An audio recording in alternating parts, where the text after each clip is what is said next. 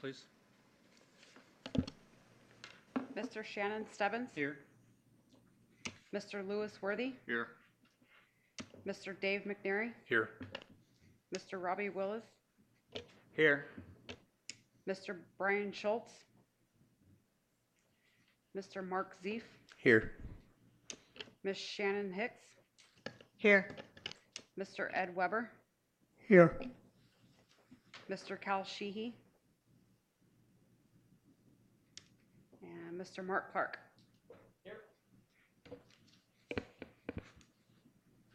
Thank you, Crystal. We have a forum for the meeting. Mayor-elect Sheehy is absent tonight because he's committed to the car show that's going on in town, and Brian Schultz had a training commitment to attend to. For those of you that don't know, Mark Clark, he is acting for the airport supervisor tonight. He is the Director of Operations for Lake Havasu. The next item is the call to the public. I'm going to read this paragraph so we can comply with Arizona open meeting law. We will now have an open call to the public for citizens wishing to address the board on issues within the jurisdiction of the board. Your comments must be limited to 5 minutes or less. If you wish to address an item already on today's agenda, you should wait until that item is announced for a public hearing. At the conclusion of the open call to the public, individual members of the board may respond to criticisms made by those who've addressed the board, or they may ask staff to review a matter. They may ask that matter be placed on a future agenda. However, board members cannot discuss or take legal actions on matters not already on the agenda. The two public hearing items on the agenda tonight are presentation and discussion on closures of taxiways, presentation status and discussion on hangar development RFP. So at this time, we open the call to the public for any items that you wish to address the board on that are within our jurisdiction that are not on the agenda. Sir? You come up to the lecture, please. If you would, please state your name so that Crystal can have it for the minutes. And you'll find a mic button up there to turn on your mic.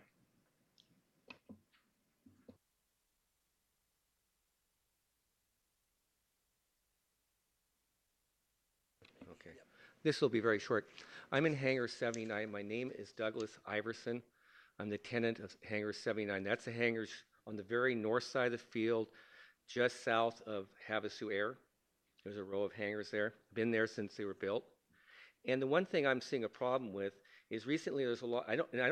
I come in and out, and I'm very fortunate that I have hangars here in Havasu and one in Boeing Field. But we're getting a lot of military operations going on at the taxiway, actually the tie-down area behind our row of hangars. And I don't know if that's customary, but they're blowing a lot of rocks all over the place and a lot of gravel.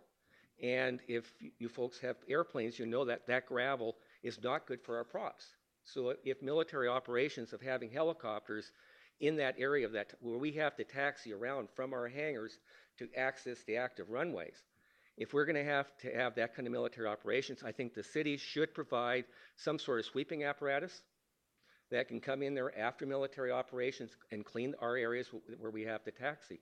It's not fair for us as tenants to have gravel blown all over the place and then have us take our airplanes across that area. That's all I had to say. Thank you, Mr. Iverson. Okay. We do have a sweeper that belongs to the airport, and we'll look into it. That is correct. Do you have anyone else? Mr. Stokely.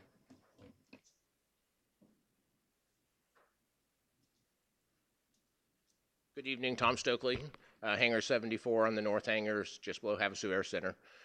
I want to reiterate that, yes, I have had those Chinooks go by and blow gravel.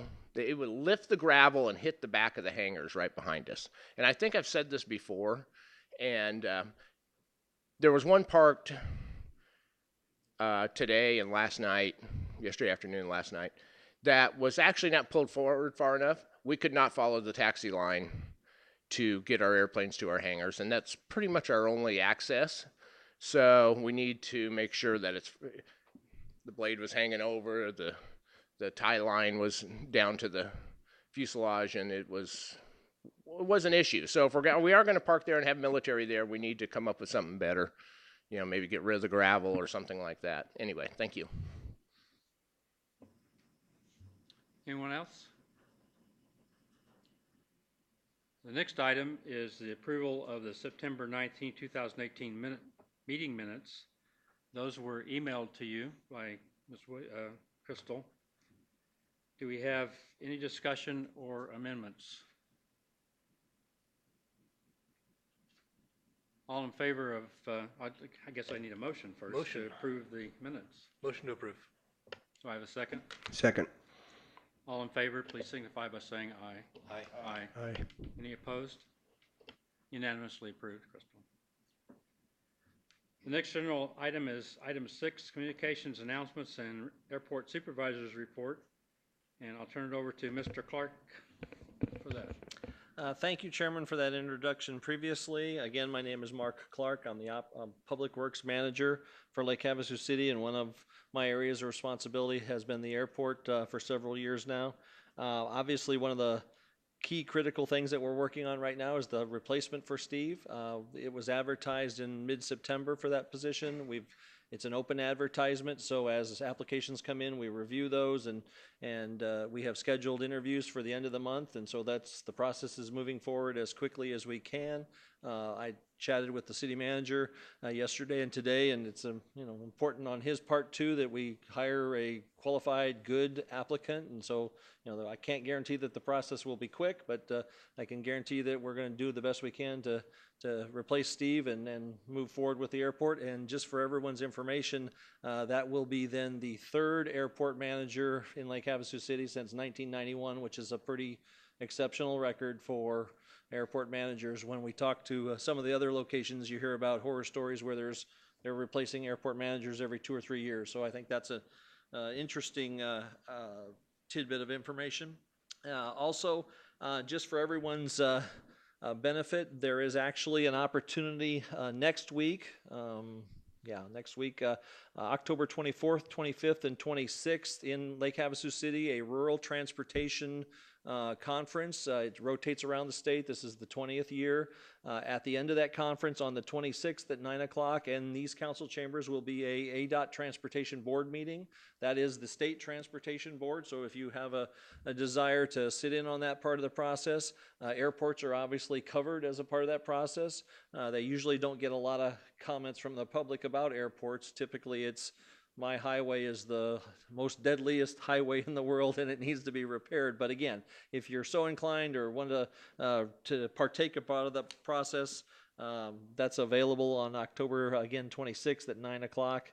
Again, the RTAC is a conference of rural transportation officials and local government officials, and they meet, started 20 years ago with the effort of trying to emphasize rural transportation needs, which also include airports again. So that is an opportunity, and that's what will be going on in the community. Also, a little bit sooner, and somewhat of an interest to everyone possibly, is the city is celebrating 50 years from the purchase of the bridge this Saturday.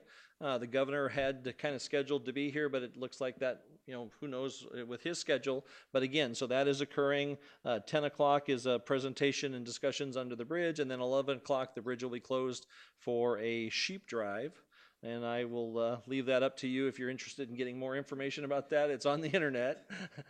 So that's that, and with that would be the end of my airport supervisory report, because we will be covering some of the special events in upcoming airport events next. So any questions on this part of the process? Any questions from any board member?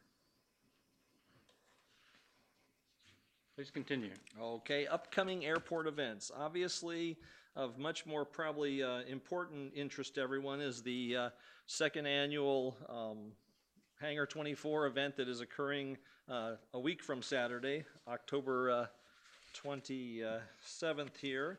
Where we go. And events start at 9 o'clock with the gates opening, and then 11 o'clock the show starts, and then That's the static shows. It sounds like the NOTAM is going to affect airport operations 12:45 to 4:15 on that Saturday. There will also be some NOTAM effects on Friday, 11:30 to 2:30 for practice, and 11 to 11:30 on Sunday as aircraft leave the area. So again, there'll be NOTAMs covering that event. Parking will be the same as last year. Pretty much everything is typical. The only change appears to be the VIP parking is going to be up close to the airport terminal. And then there are 34 vendors, 9 of which are food, and 17 different breweries for taste testing. So I don't know how that works for pilots and beer drinking or whatever, but that's occurring as far as upcoming events. And are there any questions about that? Any Or any questions? additional information? Are there going to be requirements that you have identification for the VIP parking? I don't know, but I can check on that, and I will have Paul get back with you. Okay, thank you. I have a question. Transportation from the parking lots to the airport, I heard might be difficult for some people. They thought, I had some questions, maybe golf cart transportation or something, even for handicapped people. I'm not sure what you're going to offer. The city, it's my understanding that the city has no part in parking and transportation. Is that true? Correct. This is not a city event. We're just letting everyone know because it is obviously an activity that's of interest to the airport. But Mr. Blazer is kind of participating in part of that process, and I will pass on both of those concerns to him. I've been working with the Hangar 24 people, so I know some of the planning, and I know there is supposed to be transportation from the parking lots for the handicap especially. There is handicap parking as well, and you will have a VIP pass to be parking there. You'll have to be identified to be parking in the VIP parking. That's the last I heard.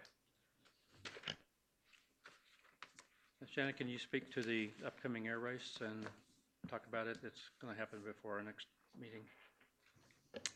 Sure. Yeah, the Rio Colorado Chapter 99s, the local chapter of 99s, is hosting its third annual Havasu 600 air race. It's a cross-country air race, total 600 nautical miles approximately, and we're starting that on the 9th of November. It starts in Temecula, California, and it travels from Temecula, Sun Valley Air Park, which is just south of Bullhead, Cottonwood, Arizona, down to Ryan and Tucson, Ryan Airfield. And they overnight in Tucson on the 9th, and then Saturday morning, the 10th of November, they'll be flying back into Havasu for the finish. And that'll be, we'll have a banquet that evening, and tickets are available if anybody wanted to purchase tickets to come to the awards banquet.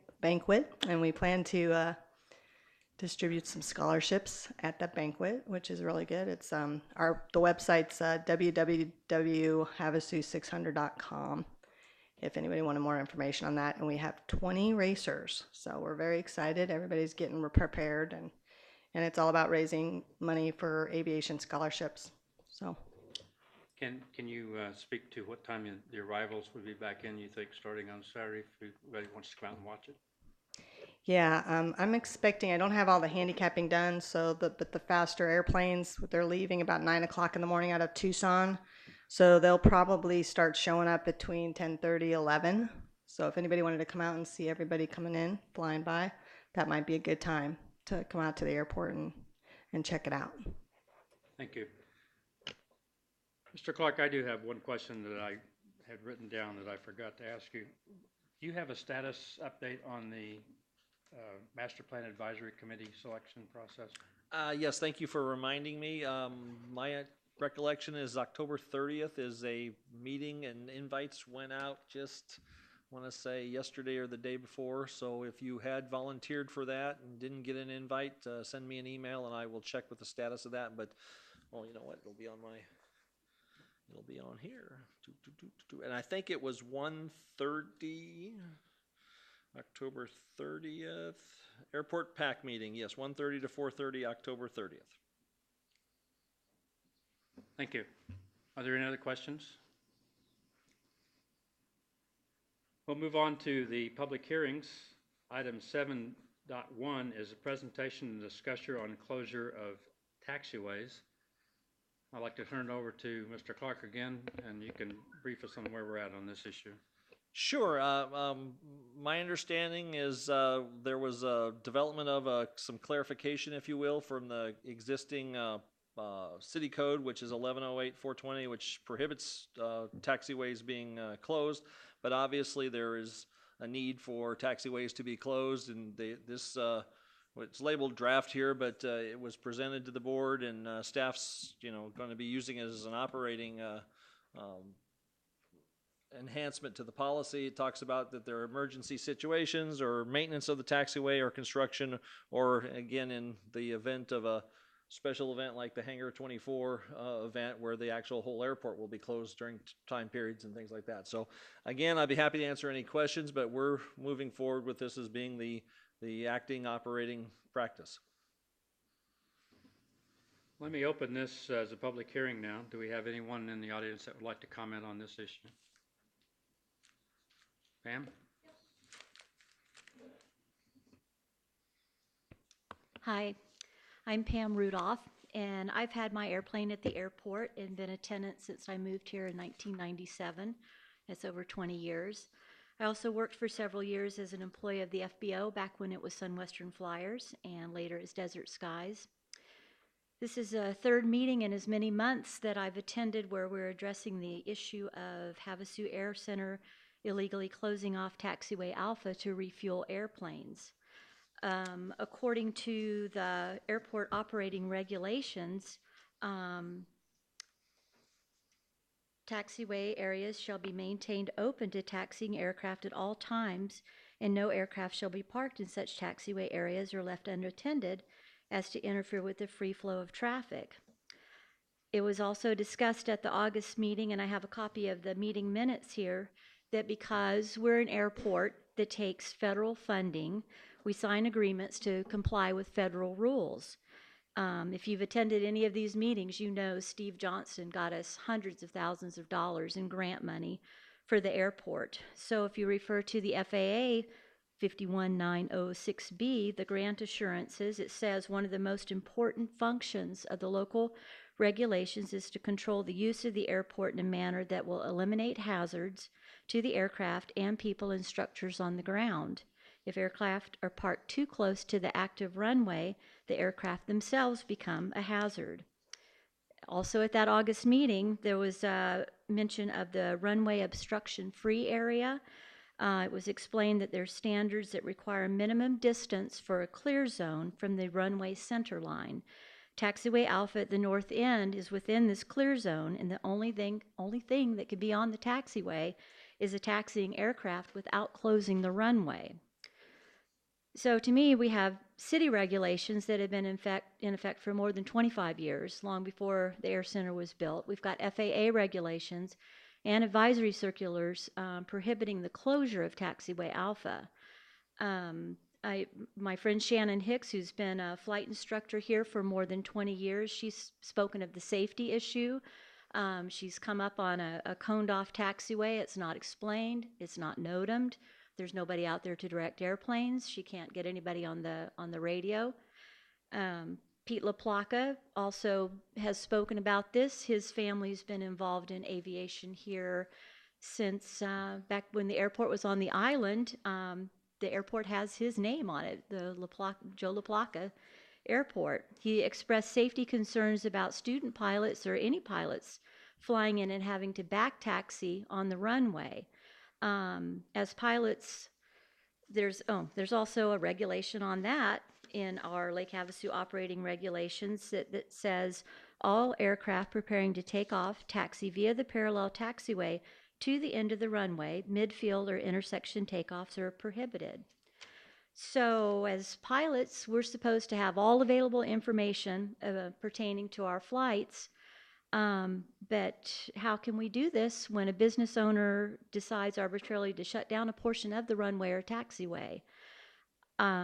It's been said that there's over 10 acres of ramp space offered to Havasu Air Center to conduct the refueling without closing taxiway Alpha. That would also, I'm in hangar 76. I'm one of the ones that gets, beat up by the gravel and all the stuff when the military lands back there, the helicopters. Our Lake Havasu operating regulations say that the airport manager has the authority to enforce the rules and regulations, but now we no longer have an airport manager, even though Steve's authority was ignored and they continued to close Taxiway Alpha.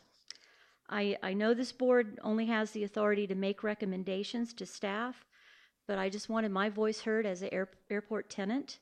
I just wanted to go on record that it's time that whoever in the city that has the authority to enforce the city regulations should do it. I should do it before the FAA gets involved and we take the chance of losing federal dollars. I feel you're discriminating against me as part of the aviation community by depriving me of the use of my taxiway and my runway. Thank you. Does anyone have any questions or comments that? Yeah, we need to just have a couple of Ken for? clarifications Go ahead. from staff standpoint. The Airport Advisory Board provides recommendations to the City Council. They don't actually provide recommendations to staff. Second is the reason there was a clarification in here is related to emergency situations. And again, there's probably better people able to speak to this directly, but we really don't have any control over the military. So therefore, and we did, staff did speak with the military flight commander during the event, and he explained to us that he made that decision to stop there due to the winds and some other circumstances. So staff did go out, did address the issue, did participate and discuss with the business owner, and found that we were comfortable with the decisions that were made at that time. That doesn't mean that we're not still looking for solutions to the issues, but again, we did go through that process and we did evaluate that and are comfortable with that. It wasn't Havasu Air Center that closed Taxiway Alpha. It was the decision of the flight commander and the circumstances related to a broken down helicopter, which was the one parked in the middle area, and then the two birds that didn't want to get stuck there. So be happy to answer any specific questions.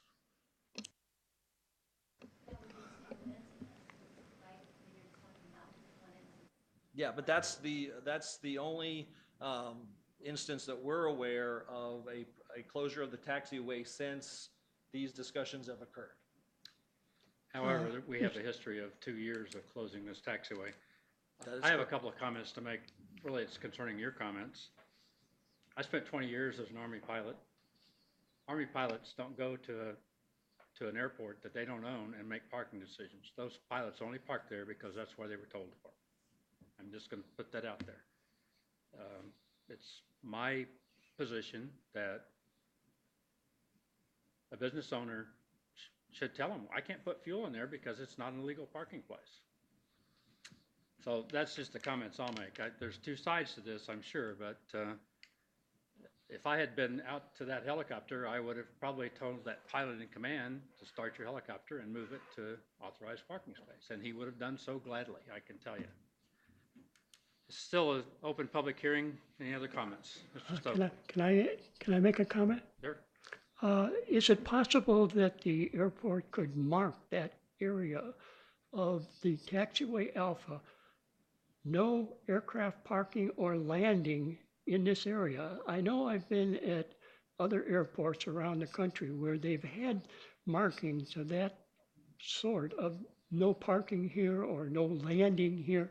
And I'm wondering if the airport could look into marking that area. Then he can't, and the military can't land there if it's marked, no parking. Yeah, no, like I said, the city staff is looking into all kinds of options and solutions. We recognize that, there's some concerns and we're going to try and address those.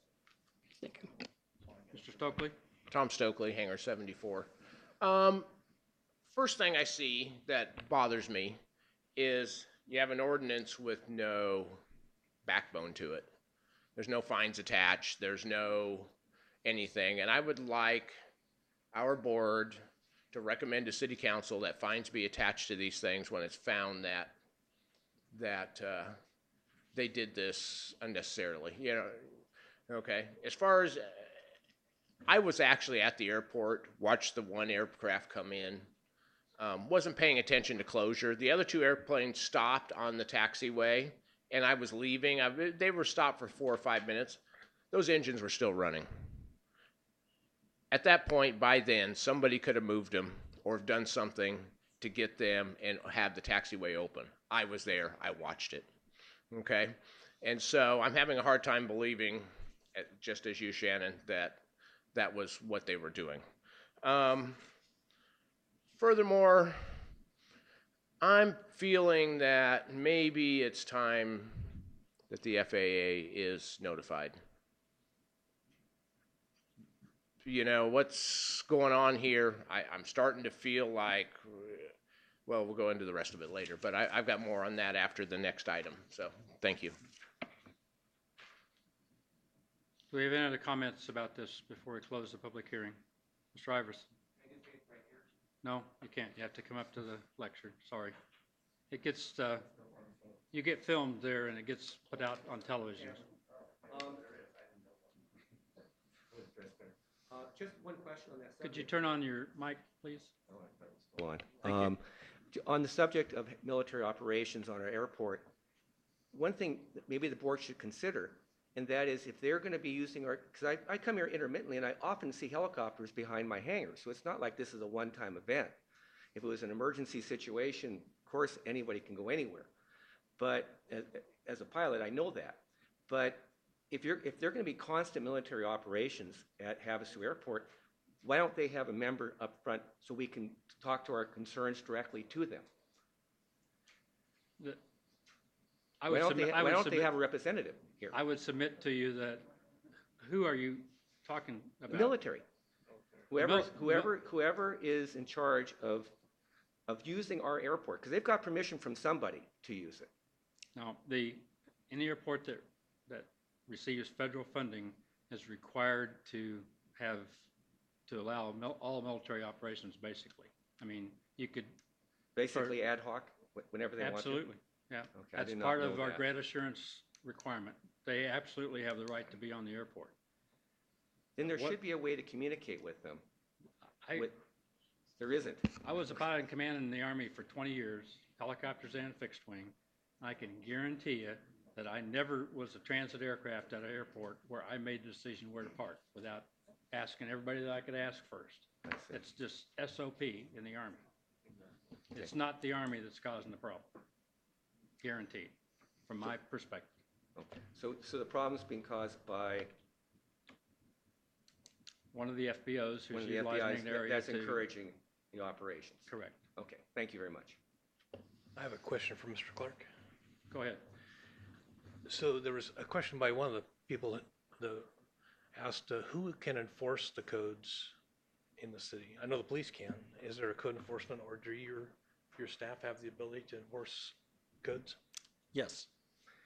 And although the gentleman said there's no fine attached to this, I haven't checked it yet, but most city codes have a penalty attached to it. It's somewhere, it's not necessarily in that code. I believe that's true for these, in this case. Not necessarily. There's a lot of city codes that don't have fines attached to them. Okay. So in that case, it would be just a city action, a code violation notification kind of thing. Is that correct? That could be one of the options. Again, the typical goal of cities is not to be punitive, but to find a solution. So. Very good. Thank you. Mr. Stokely. Yes, sir.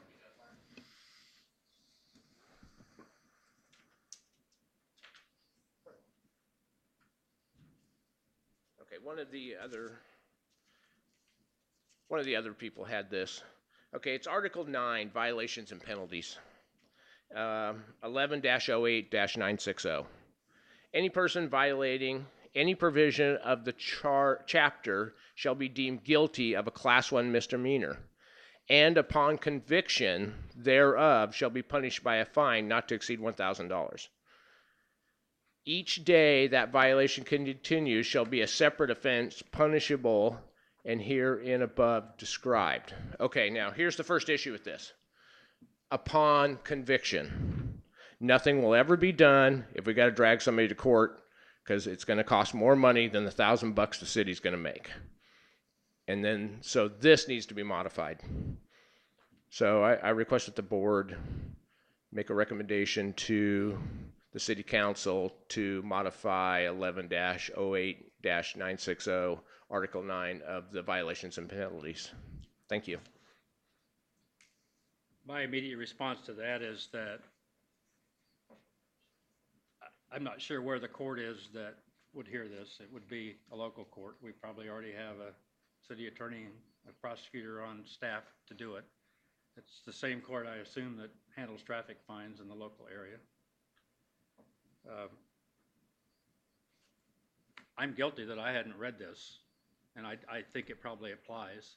But the object of a fine is not for the city to make money, in my view, it's to change behavior. So I think this is adequate to change behavior the way it's written. That's just my view. Any other comments?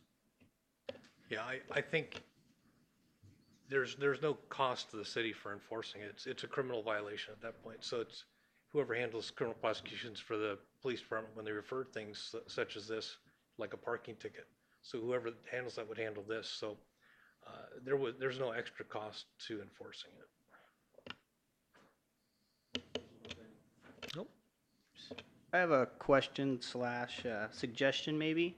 I was in a previous meeting when the whole terminal area was offered for stuff like this, where there's not a lot of GA stuff happening up there. There's no hangars to be beaten on. Why isn't it not happening?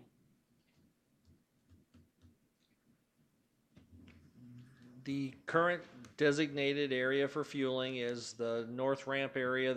We'll have a discussion a little bit later, and I'll have a map on it. That's how it's been. That doesn't mean that it has to be how it is in the future, but that's the current operations that Steve operated under for all those years. So that doesn't mean, again, that we can't examine the issue. And matter of fact, as a part of the master plan, this will probably be a significant topic of some of these kinds of questions. Just an outsider looking in, it just makes more sense with the rotor wash, with whatnot, with activities, with people driving their vehicles. It makes more sense to have it off away from the GA stuff. Just The rotor wash issues, Chinooks are obviously create more rotor wash than any helicopter in the Army inventory today. However, if they ground taxi them, they generally don't. Most of the guys that fly in with the Blackhawks, if there's other aircraft in the area, they land on the taxiway and then they ground taxi in on the wheels, and it creates relatively little road wash at that time. Something that we might consider, and certainly I'm sure will be considered in the master plan, we might consider it quicker, is recommending that we have that staff designated military parking area that is available to both FBOs. Park the military there and let them choose which FBO they want them to have in fuel. Yeah, that's, like I said, there's all kinds of things the city staff can look into, and obviously we'll take some of this stuff as suggestions. Are there any more comments on this issue? I close the public hearing. I think from what I heard from the comments that were made, and I think the feeling of most of the people up here is that we have the proper documents. It appears to me that if we close the taxiway, we are under obligation of a grant assurance of operations and safety to close the runway simultaneously. So in my opinion, if an aircraft is parked for refueling on taxiway Alpha, we have to then immediately close the runway for all activities until that is removed. I think what everybody wants to know is, when is it going to stop? And all I can tell you is I'm not a pilot. I'm not an airport manager by trade skill set, so I don't feel qualified to make those determinations at this time. But I will pass this information on. Is it time for, perhaps it's time for us to go to city council as a board and tell them we're tired of this? Well, and I think that's a clarification, just so, if this occurs, and matter of fact, the city manager was going to try and attend the next meeting or two and have those discussions. this board is a advisory board to the city council. So that is, that is the proper process. I agree. That is what our charter is. Is there any more discussion from the board members on this? This is an item on the agenda for discussion only, so requires no action to be taken. The next item that's for a public hearing is presentation, status, and discussion of the hangar development RFP for the north area. Again, turn it over to Mr. Clark. Sure. It's not as good a picture on the wall as I would have liked. Does your monitor see that though, Tim? Good, good, good. Basically, this is the area that is in question that is available for or will be available for an RFP.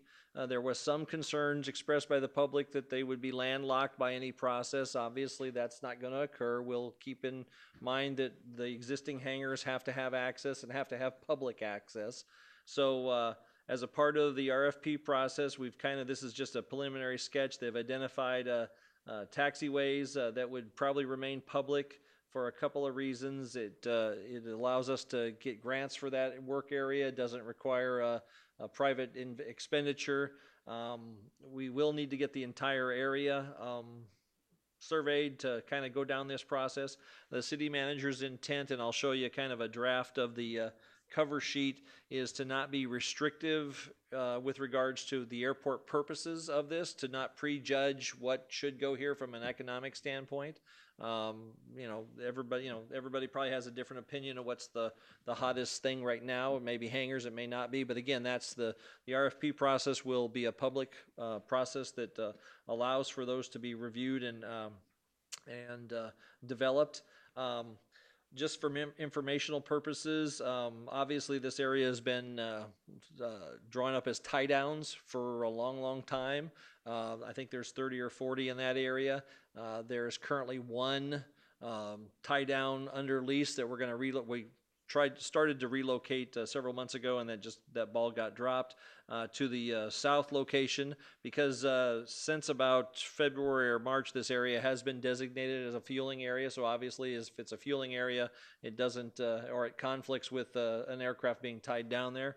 So we're working through that process, but I'd be happy to answer any questions regarding that map and/or this is again, just a draft, and I emphasize draft because I noticed right away that at the very bottom it says, second to last paragraph, no aviation uses as defined by the Federal Aviation Administration shall be allowed, or no non-aviation. So again, I don't really like how that is, but the answer is this will be for aviation purposes only. That'll be a part of a critical part of the RFP. This is not an intent to. Although I did joke with the city manager that if an Olive Garden was proposed here, I don't know if you guys could stop it. But again, be happy to answer any questions. But this document basically is just kind of a cover sheet, which indicates that we have approximately 3.5 acres. Again, we'll have to go through the process of surveying that, available for development, soliciting proposals from qualified candidates who will design, plan, permit, develop, build, market, and operate the proposed development to serve the interests of the city, the airport, and the aviation community. The primary objective of this solicitation is to maximize the site for aeronautical use. And then here we kind of got a little bit off track because we said specific use of the site will include aircraft storage hangars. We're going to change that because, again, we don't want to predetermine what the best business and airport use would be for this property. There may be something innovative that we don't even are aware of right now. But be happy to answer any questions anyone has. Do you have any timeline for when you think this is going to come to fruition? Yeah, the city manager has tasked us with getting everything ready to go as soon as possible. There is some discussion about, depending upon how the hiring process of the airport manager goes through, if it's going to be fairly quickly, we would like to have him or her participate in this process, not go out with an RFP and he shows up a week later and says, oh shucks, you should have done this. So, but we also don't want to sit here and wait and then find out that the hiring of the airport supervisor is going to take longer than we anticipated. Things happen. Sometimes it's hard to get people to want to relocate to Lake Havasu City, so we don't want to just say, no, we're waiting until that occurs. So we're going to get it as ready to go as we can, and then kind of concurrently decide where we go with it. But again, the intent is to move forward with this as quickly as possible because we hear from the public and the businesses that there is an interest in hangars, and so we want to, not quash that opportunity, and then recognize that as a part of the airport master plan process and other identifications, there are probably other areas that we can also identify after we get this one started of other areas that can be opened up for RFPs. This is a public hearing. Let me open it up to comment from those in the audience. Do I have any? Mr. Stokely.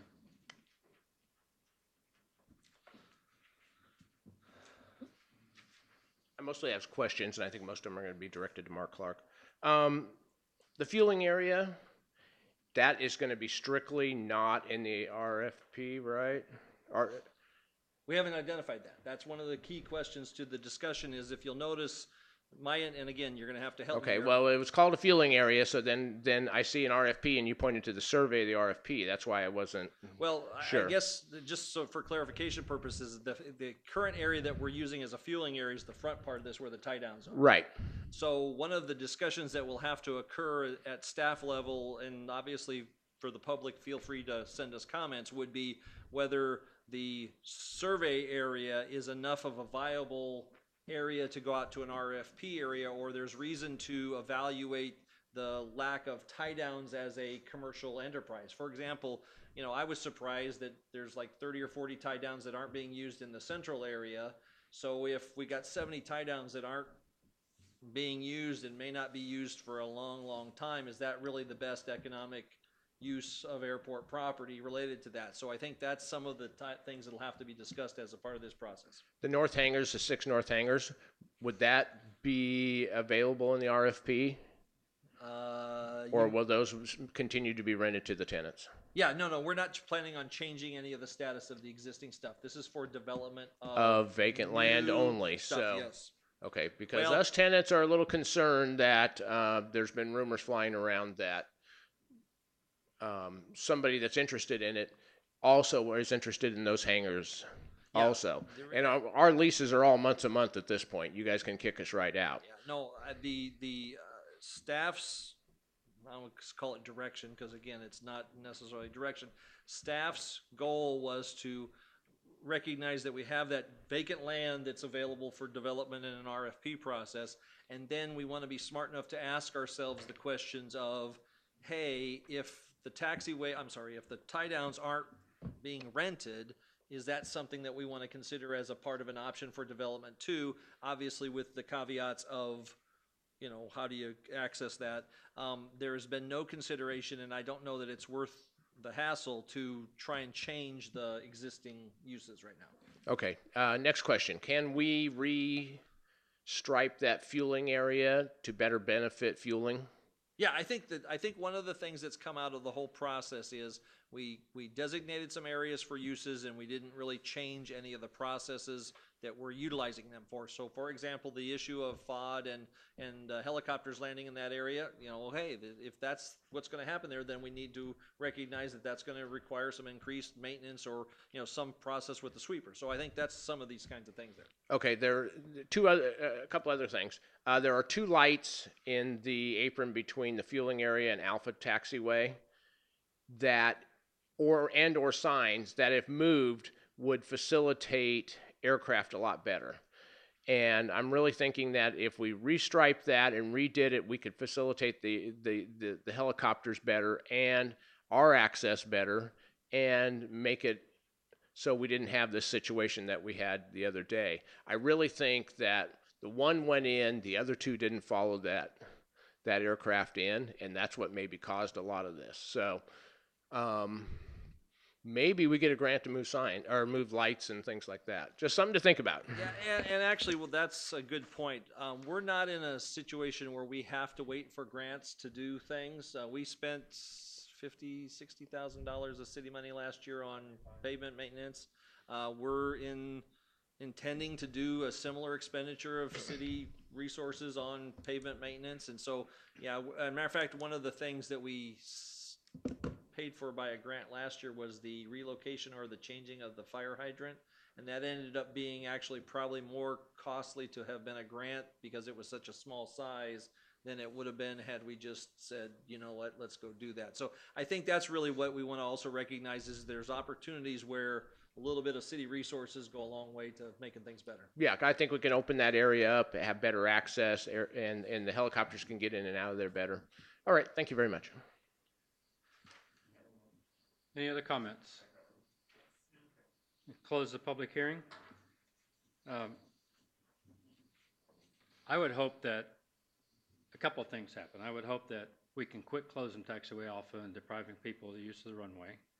And if it's an emergency, if we close taxiway Alpha, I hope that we'll immediately close the runway. I cannot believe that we can't work out a win-win situation for all the parties involved here, to include the tenants on the airport, the 2 FBOs, and the military, and accommodate it without any issue at all. If the issue is just who's going to fuel it, then maybe we can get together and say, hey, the military is going to tell you who they want to fuel it, and they're all going to park here. The only other remark I have is that while I am firmly aware that we make recommendations, we have enjoyed relationship with staff, to include you and everyone else on your staff, that has made it, since I've been here, a non-issue to need to go to the council. So I'm hoping that we can continue that type of working relationship and that we don't need to go to the council. Unfortunately, Mr. Sheehy is not here, which is usually our avenue of information directly back to the council with his reports to them. Any other comments or questions? I don't know, been on the board a little while. I think just from what I've seen, it might be time to make a recommendation. It's kind of my feelings. Just from what I've seen, everybody's aggravation and something so trivial but very important. I don't know if anybody else feels it's time to make a recommendation or not.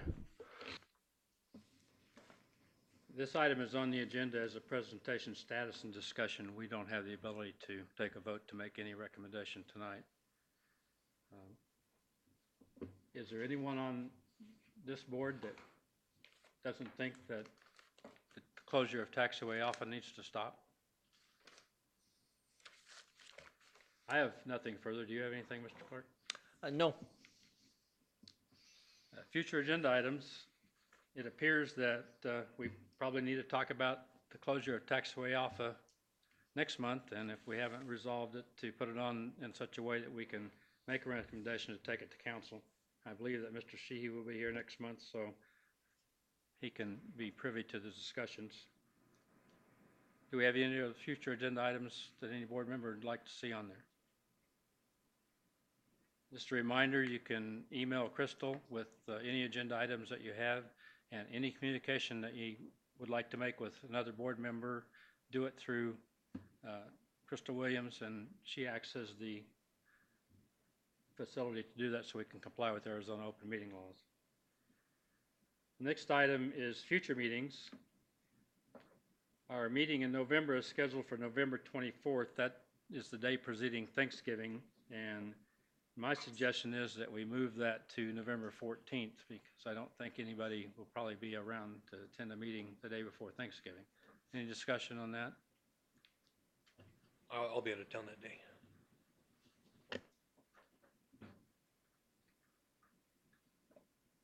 Mr. Clark, could you have Crystal ascertain whether or not this room is available to see if it's feasible to reschedule the meeting? Nuance between direction and the support that we provide, yes, we would be happy to look at. Your rebuttal is noted. No, it's not a rebuttal. If there's no further items, I'd entertain a motion to adjourn. I'll make that motion to adjourn. Do I have a second? Second. Without objection, we are adjourned.